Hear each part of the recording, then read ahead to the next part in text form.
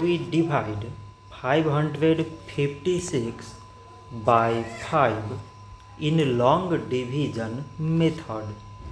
5 times 11 is 55. On subtracting we get 0.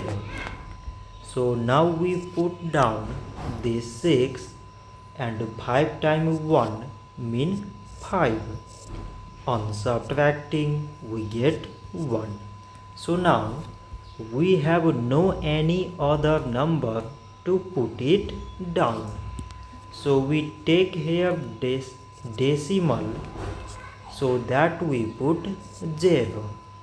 So it is 10 and 5 times 2 is 10. On subtracting we get 0.